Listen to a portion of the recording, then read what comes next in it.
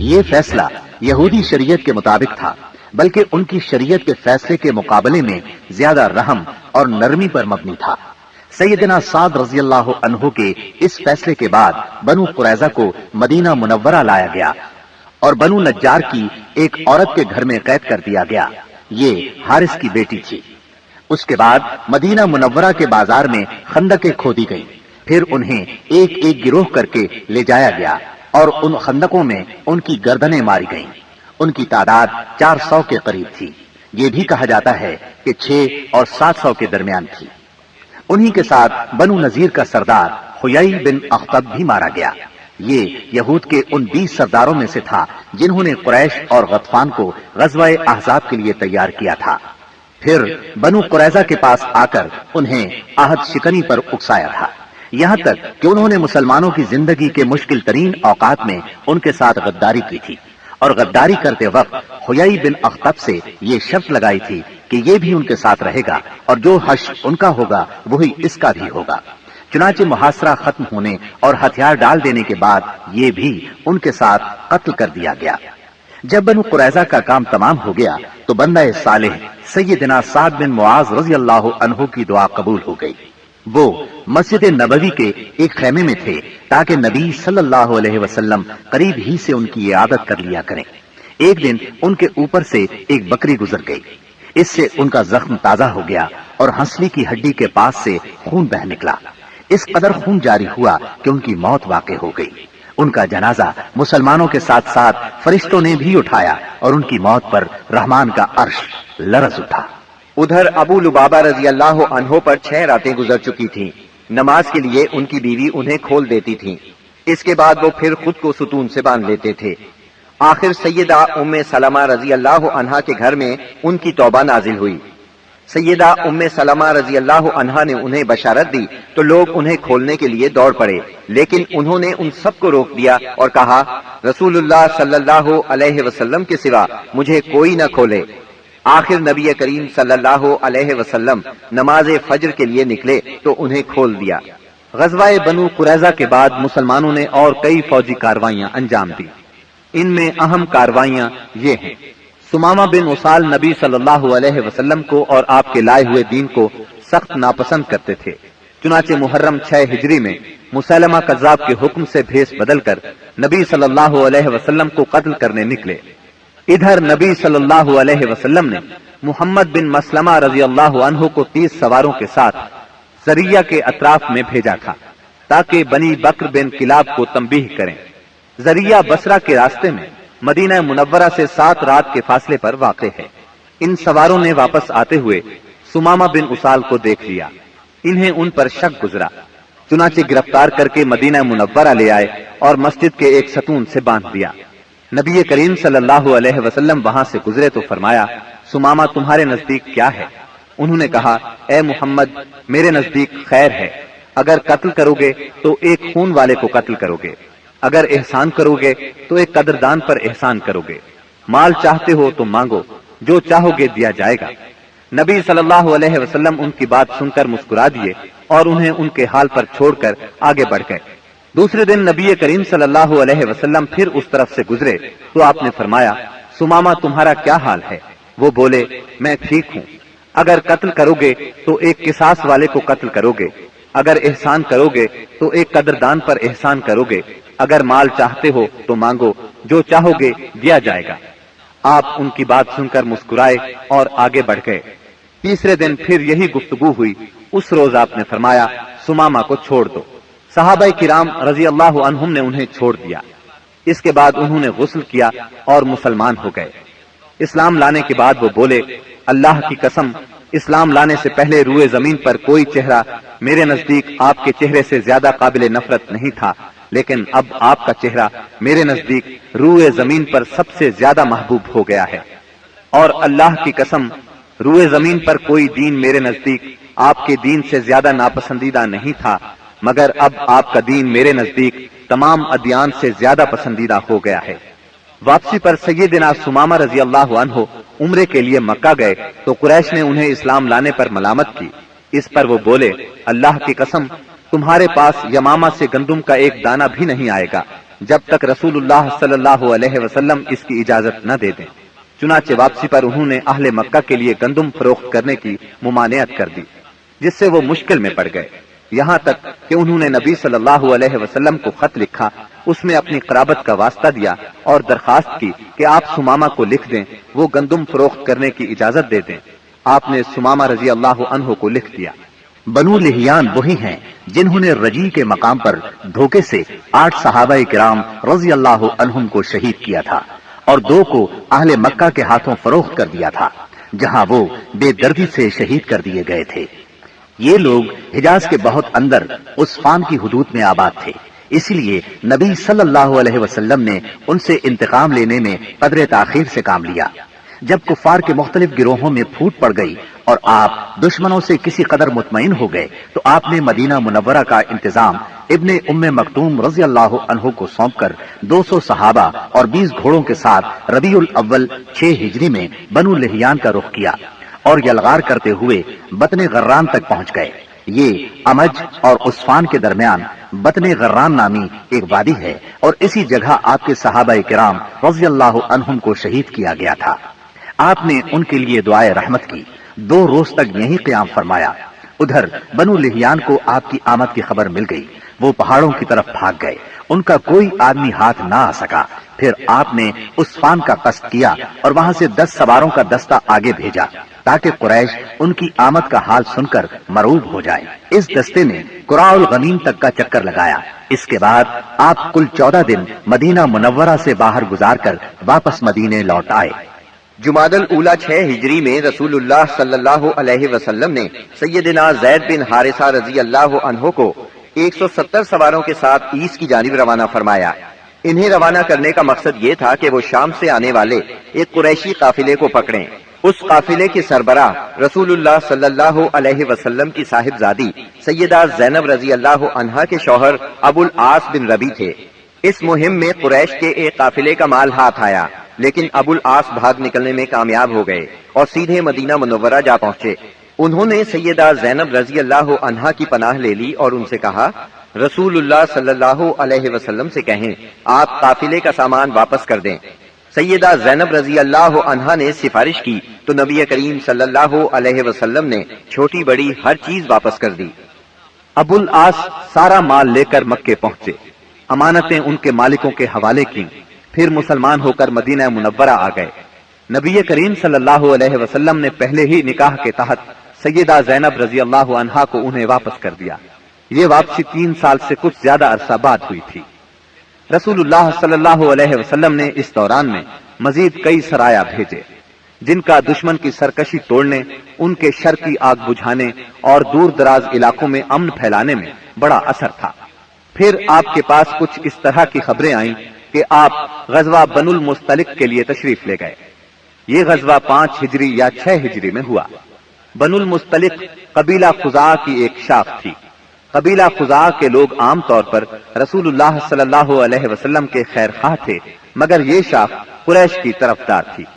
رسول اللہ صلی اللہ علیہ وسلم کو معلوم ہوا کہ یہ لوگ آپ سے لڑنے کے لیے جنگ کی تیاری کر رہے ہیں۔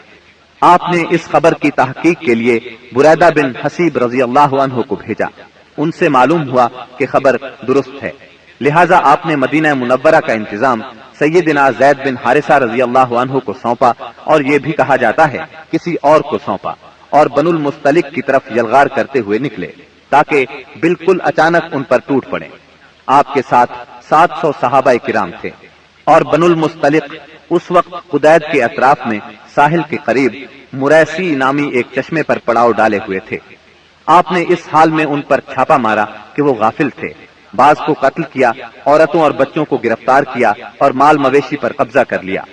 اس وقت شعبان 5 ہجری کے آخری دن تھے، اور یہ بھی کہا جاتا ہے کہ 6 ہجری کے ابتدائی دن تھے۔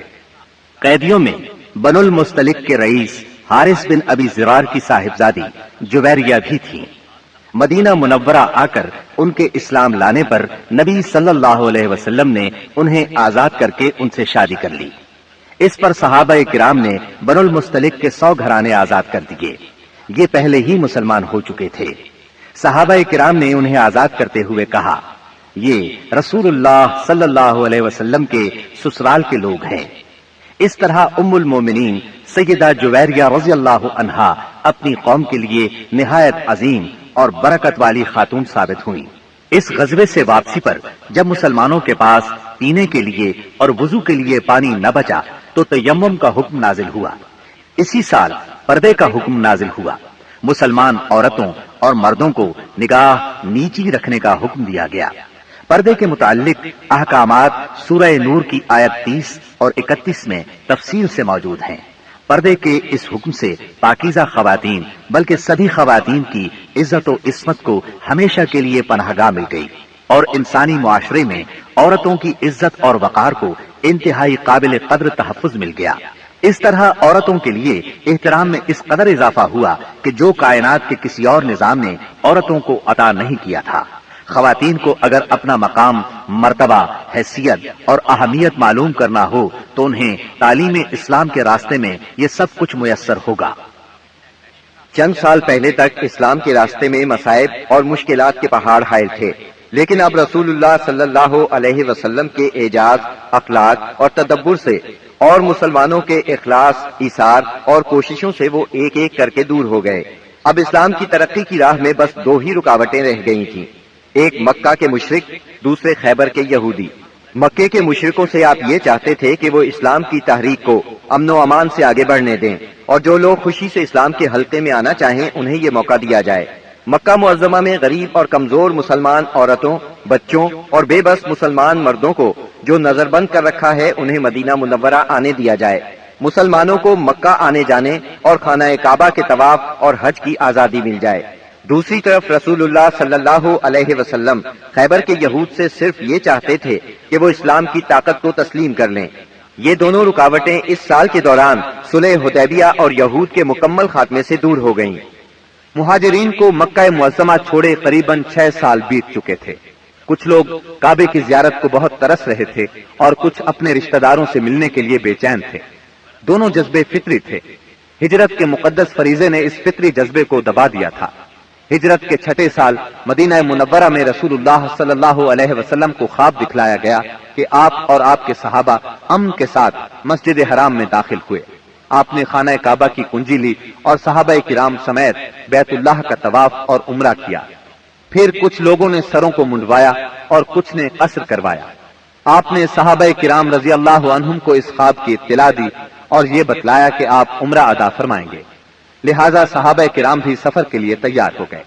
آپ نے مدینہ کے گرد و پیش کی آبادیوں میں بھی روانگی کا اعلان فرما دیا، لیکن انہوں نے چلنے میں دیر کر دی۔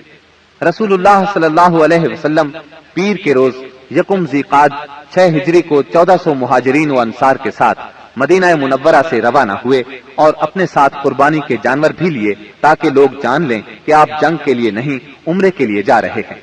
ذوالحلیفہ پہنچ کر جانوروں کو قلادے پہنائے گئے، ان کی کوہانے چیر کر نشان بنایا اور عمرے کا احرام باندھا۔ نبی صلی اللہ علیہ وسلم نے سفر جاری رکھا۔ عثفان پہنچے تو آپ کو اطلاع دی گئی کہ قریش مسلمانوں کو بیت اللہ سے روکنے اور جنگ کرنے کا تہیہ کیے بیٹھے ہیں۔ انہوں نے ذی طوا میں پڑاؤ ڈال رکھا ہے اور خالد بن ولید کو 200 سواروں کے ساتھ عثفان کے قریب قراء الغمیم بھیج دیا ہے تاکہ وہ مکہ آنے والا راستہ بند رکھیں۔ نیز اپنی مدد کے لیے حلیف قبائل کو بھی جمع کر لیا ہے۔ اس پر رسول اللہ صلی اللہ علیہ وسلم نے صحابہ کرام سے مشورہ کیا کہ کیا کریں۔ یہ حلیف قبائل جو جمع ہوئے ہیں ان کے گھروں پر ہلہ بول دیں یا سیدھے بیت اللہ کا قصد کریں اور جو روکے اس سے لڑے۔ سیدنا ابو بکر صدیق رضی اللہ عنہ نے کہا، ہم عمرہ کرنے آئے ہیں، لڑنے نہیں، لہذا جو ہمارے اور بیت اللہ کے درمیان رکاوٹ بنے گا ہم اس سے لڑیں گے۔ رسول اللہ صلی اللہ علیہ وسلم نے اس رائے کو پسند فرمایا۔ ادھر خالد بن ولید نے ظہر کی نماز میں مسلمانوں کو رکوع اور سجدہ کرتے دیکھا تو کہا، یہ لوگ غافل تھے، ہم نے حملہ کیا ہوتا تو انہیں مار لیا ہوتا۔ پھر انہوں نے طے کیا کہ عصر کی نماز کے دوران حملہ کریں گے، لیکن اللہ نے ظہر اور عصر کے درمیان صلاۃ خوف یعنی حالت جنگ میں نماز کا حکم نازل فرمایا۔ اس حکم میں وضاحت کی گئی کہ اس حالت میں مسلمان نماز کس طرح ادا کریں۔ اس طرح خالد بن ولید کے ہاتھ سے یہ موقع بھی جاتا رہا۔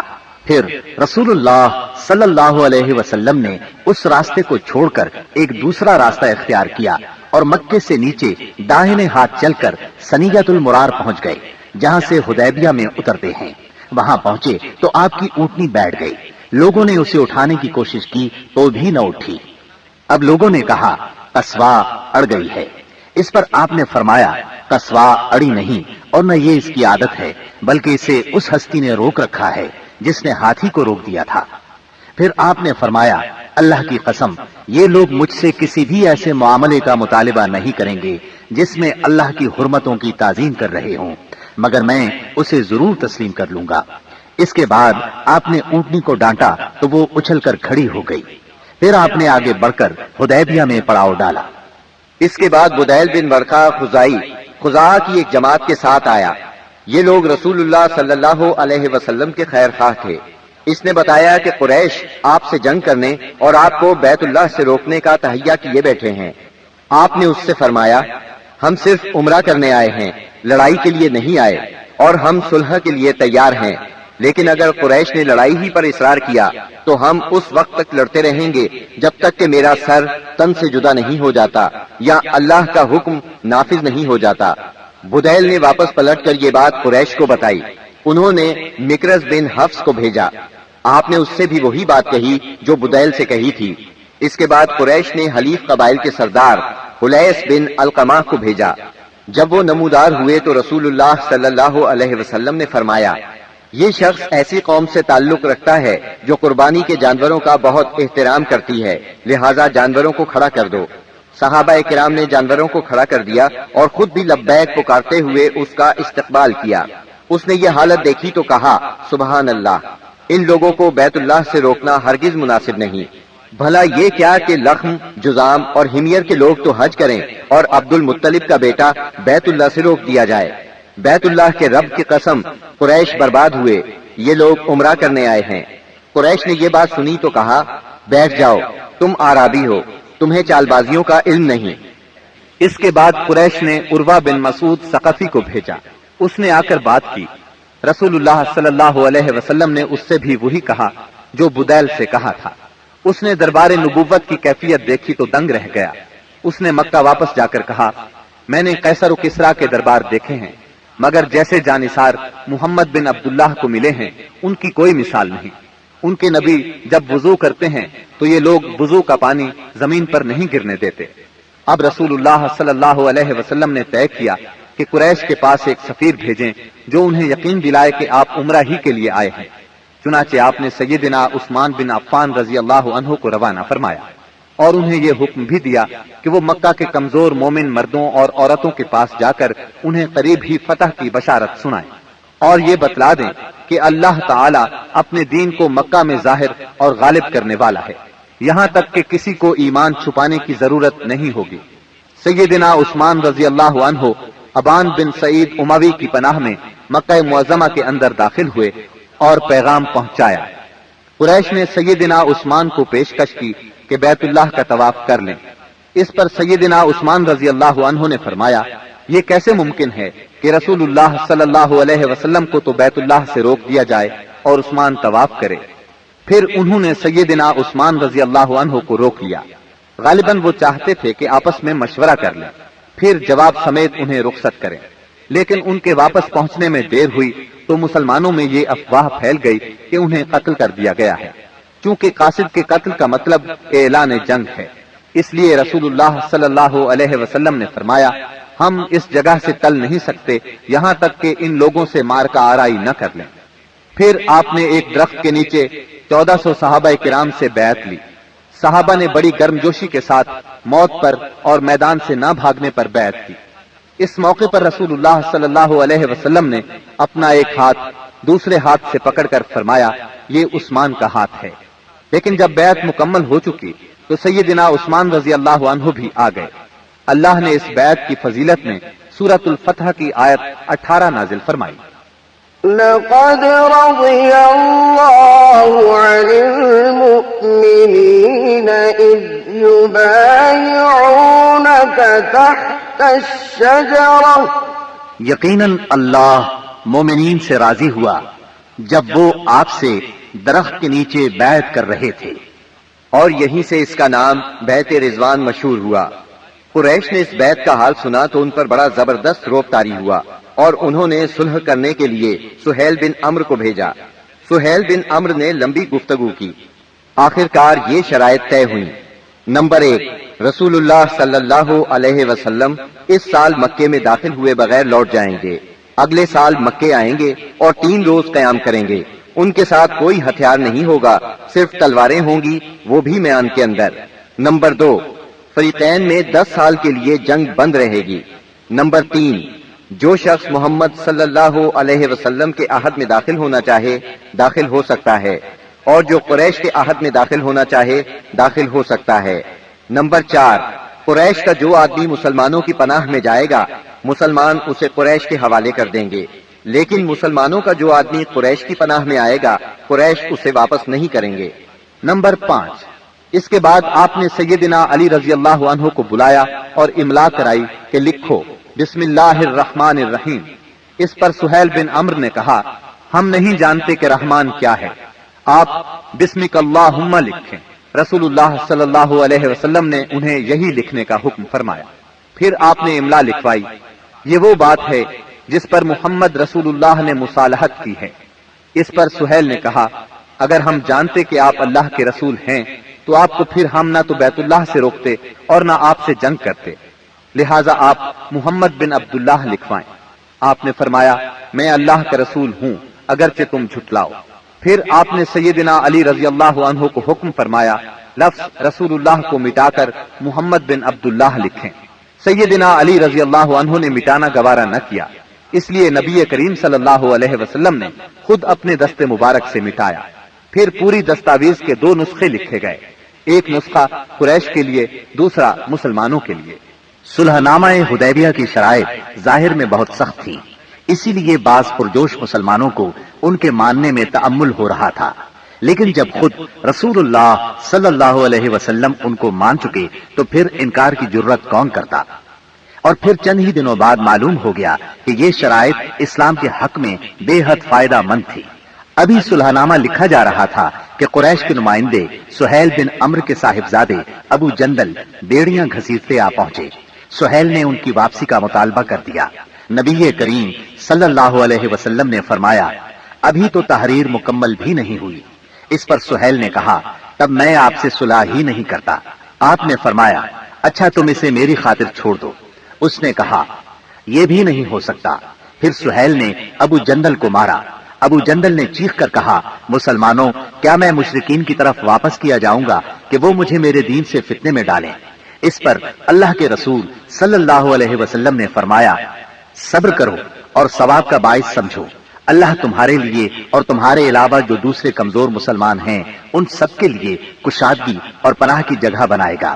ہم نے مشرکین سے صلح کر لی ہے اور ہم نے ان کو اور انہوں نے ہم کو اس پر اللہ کا عہد دے رکھا ہے، اس لیے ہم بدعہدی نہیں کر سکتے۔ اس صلح کا اثر اسلامی دعوت کی رفتار پر بہت اچھا ہوا۔ عام عرب سے ملنے اور انہیں اللہ کی دعوت دینے کا موقع مسلمانوں کے ہاتھ لگا، چنانچہ لوگ بکثرت اسلام میں داخل ہوئے اور صرف 2 سال میں مسلمانوں کی تعداد اتنی ہو گئی کہ 19 برسوں میں نہیں ہوئی تھی۔ اکابرین قریش جو کہ قریش کا نچوڑ تھے، یعنی عمرو بن عاص، خالد بن ولید اور عثمان بن طلحہ جیسے حضرات اپنی رغبت اور مرضی سے مسلمان ہونے کے لیے خدمت نبوی میں حاضر ہوئے، اسلام پر بیعت کی اور اس کے راستے میں جان، مال، صلاحیت، طاقت اور اپنا سب کچھ قربان کرنے کا معاہدہ کیا۔ تب آپ نے فرمایا، مکہ نے اپنے جگر گوشوں کو ہمارے حوالے کر دیا۔ محرم 7 ہجری میں رسول اللہ صلی اللہ علیہ وسلم نے خیبر کا قصد فرمایا۔ اس موقع پر ان لوگوں نے بھی اجازت مانگی جو حدیبیہ کے موقع پر پیچھے رہ گئے تھے۔ آپ نے اعلان فرمایا، میرے ساتھ وہی روانہ ہو جسے جہاد کی خواہش ہو، رہا مال غنیمت تو اس میں سے کچھ نہیں ملے گا۔ اس کے نتیجے میں آپ کے ساتھ بیت رضوان والے 1400 اصحاب ہی روانہ ہوئے۔ آپ نے مدینے کا انتظام سبا عرفتہ بن غفاری رضی اللہ عنہ کو سونپا۔ پھر خیبر جانے والے جانے پہچانے راستے پر چل پڑے۔ قریباً نصف راستہ طے کرنے کے بعد آپ نے ایک دوسرا راستہ اختیار فرمایا جو ملک شام کی جانب سے خیبر پہنچاتا تھا۔ اس سے آپ کا مقصد یہ تھا کہ یہودیوں کے لیے ملک شام کی طرف بھاگنے کا راستہ بند کر دیں۔ آپ نے سفر کی آخری رات خیبر کے پاس گزاری، مگر یہودی بے خبر رہے۔ پھر فجر کی نماز اندھیرے میں پڑھی اور سوار ہو کر خیبر کا رخ کیا۔ ادھر یہود بے خبری میں اپنے پھاوڑے اور ٹوکریاں وغیرہ لے کر اپنی زمینوں کی طرف نکلے۔ انہوں نے اچانک لشکر کو سامنے دیکھا تو چیختے ہوئے بھاگے۔ اللہ کی قسم، محمد لشکر سمیت آ گئے۔ نبی صلی اللہ علیہ وسلم نے فرمایا، اللہ اکبر، خیبر تباہ ہوا۔ جب ہم کسی قوم کے میدان میں اتر پڑتے ہیں تو ڈرائے ہوئے لوگوں کی صبح بری ہو جاتی ہے۔ خیبر مدینہ منورہ سے 171 کلومیٹر شمال میں واقع ہے۔ اس وقت اس کی آبادی 3 حصوں میں بٹی ہوئی تھی، ایک نطات، دوسرے قتیبہ اور تیسرے شق۔ نطات میں 3 قلعے تھے، حصن نائم، حصن صعب بن معاذ اور حصن قلعہ زبیر۔ شق میں 2 قلعے تھے، حصن ابی اور حصن نزار۔ اور قتیبہ میں 3 قلعے تھے، حصن قموس، حصن وتیح، حصن سلالم۔ ان کے علاوہ خیبر میں مزید قلعے اور گڑھیاں بھی تھیں، مگر وہ چھوٹی تھیں اور طاقت اور حفاظت میں ان کے ہم پلہ نہیں تھی۔ رسول اللہ صلی اللہ علیہ وسلم نے نطات کے قلعوں کے مشرق میں تیروں کی پہنچ سے دور پڑاؤ ڈالا اور حصن نائم کے محاصرے سے جنگ کا آغاز کیا۔ یہ بہت بلند، محفوظ اور مشکل چڑھائی والا قلعہ تھا اور یہود کی پہلی دفاعی لائن کی حیثیت رکھتا تھا۔ اسی میں ان کا شاہزور بہادر مرحب بھی تھا۔ یہ 1000 مردوں کے برابر مانا جاتا تھا۔ چند روز تک فریقین میں تیر اندازی ہوئی، پھر رسول اللہ صلی اللہ علیہ وسلم نے فتح کی بشارت دیتے ہوئے فرمایا، کل میں جھنڈا ایسے شخص کو دوں گا جو اللہ اور اس کے رسول صلی اللہ علیہ وسلم سے محبت رکھتا ہے اور جس سے اللہ اور اس کے رسول محبت کرتے ہیں۔ آپ کا یہ فرمان سن کر سب انصار اور مہاجرین نے اس آرزو میں رات گزاری کہ جھنڈا اسے دیا جائے۔ صبح ہوئی تو آپ نے فرمایا، علی کہاں ہیں؟ صحابہ کرام نے بتایا، ان کی آنکھ آئی ہوئی ہے۔ آپ نے انہیں بلا بھیجا، وہ لائے گئے۔ آپ نے ان کی آنکھوں میں لعاب دہن لگایا اور دعا فرمائی۔ وہ اسی وقت شفا یاب ہو گئے، گویا انہیں کوئی تکلیف تھی ہی نہیں۔ پھر انہیں جھنڈا دیا اور فرمایا، جنگ سے پہلے انہیں اسلام کی دعوت دو۔ ادھر یہود نے اپنی عورتیں اور بچے شق قلعے میں بھیج دیے تھے اور اس صبح طے کیا تھا کہ کھلے میدان میں جنگ کریں گے۔ چنانچہ جب سیدنا علی رضی اللہ عنہ ان کے پاس پہنچے تو انہیں جنگ کے لیے تیار پایا۔ آپ نے انہیں اسلام کی دعوت دی، انہوں نے صاف انکار کر دیا۔ مرحب نے فخر اور غرور سے تلوار لہرائی اور دعوت مبارزت دی، یعنی اپنے مقابلے میں کسی کو بھی آنے کے لیے للکارا۔ اس نے یہ شعر پڑھا، قد علمت خیبر انی مرحب شاک السلاح بطل مجرب اذا الحروب اقبلت تلہب، یعنی خیبر جانتا ہے کہ میں مرحب ہوں، ہتھیار پوش، بہادر اور تجربہ کار، جب جنگ و پیکار شعلہ زد ہو۔ اس کے مقابلے میں سیدنا عامر بن اقوا رضی اللہ عنہ نمودار ہوئے۔ وہ کہہ رہے تھے، قد علمت خیبر انی عامر شاک السلاح بطل مغامر، یعنی خیبر جانتا ہے میں عامر ہوں، ہتھیار پوش، شہزور اور جنگجو۔ پھر دونوں نے ایک دوسرے پر وار کیا۔ مرحب کی تلوار سیدنا عامر کی ڈھال میں پھنس گئی۔ انہوں نے چاہا کہ اپنی تلوار اس کی پنڈلی پر ماریں، لیکن ان کی تلوار چھوٹی تھی، اس کی پنڈلی تک پہنچنے کی بجائے پلٹ کر خود ان کے گھٹنے میں آ لگی۔ بعد میں انہوں نے اسی چوٹ سے انتقال کیا۔ نبی صلی اللہ علیہ وسلم نے سیدنا عامر کے بارے میں فرمایا، ان کے لیے دگنا اجر ہے، وہ بڑے جانباز مجاہد تھے، کم ہی ان جیسا کوئی عرب روئے زمین پر چلا ہوگا۔ سیدنا عامر رضی اللہ عنہ کے زخمی ہو جانے پر سیدنا علی رضی اللہ عنہ مرحب کے مقابلے پر آئے۔ آپ یہ شعر پڑھ رہے تھے، انا الذی سمتنی امی حیدرا کلیس غابات کریہ المنظرا اوفیہمی بالصاع کیل السندرا، یعنی میں وہ شخص ہوں کہ میری ماں نے میرا نام حیدر یعنی شیر رکھا ہے، جنگل کے شیر کی طرح خوفناک۔ میں انہیں سا کے بدلے نیزے کی ناپ پوری کروں گا۔ اس کے بعد مرحب کے سر پر تلوار کا ایسا وار کیا کہ وہ وہیں ڈھیر ہو گیا۔ اس کے بعد مرحب کے بھائی یاسر نے نکل کر مقابلے کی دعوت دی۔ اس کے مقابلے میں سیدنا زبیر بن عوام نکلے اور اسے اس کے بھائی کے پاس پہنچا دیا۔ پھر گھمسان کی لڑائی چھڑ گئی، بہت سے یہودی مارے گئے، جس سے ان کے حوصلے پست ہو گئے اور وہ اپنے مورچے چھوڑ کر بھاگ نکلے۔ مسلمانوں نے ان کا پیچھا کیا اور بزور قلعے میں داخل ہو گئے۔ یہود اس قلعے سے بھاگ کر اس کے ساتھ والے قلعے حصن الصاد میں مورچہ بند ہو گئے۔ ادھر مسلمانوں کو قلعہ حصن نائم میں بہت سا غلہ، کھجوریں اور اسلحہ ملا۔ اس کے بعد مسلمانوں نے سیدنا حباب بن منذر رضی اللہ عنہ کی قیادت میں حصن صاد کا محاصرہ کر لیا۔ یہ محاصرہ 3 دن جاری رہا۔ تیسرے دن رسول اللہ صلی اللہ علیہ وسلم نے فتح اور غنیمت کی دعا فرمائی، پھر مسلمانوں کو حملے کی دعوت دی۔